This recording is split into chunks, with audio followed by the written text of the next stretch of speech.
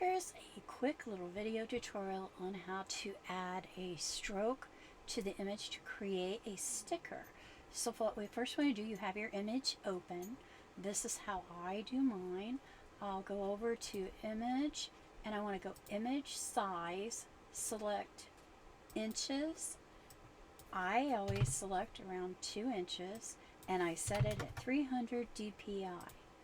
And then I want to come over and edit.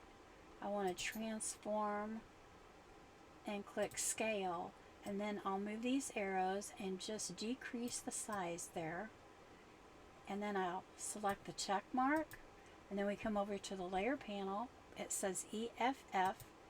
We want to select stroke, and then I want to move this so I can see the stroke. We want to make sure it's on the outside.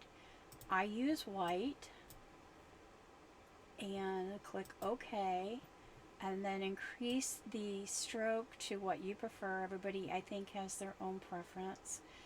I like it between 19 and 21. This looks pretty good at 20, so we'll click OK, and then you just go up here to File, Export As, and save it as a PNG to your device. And then you have your sticker to import to either Cricut or Silhouette.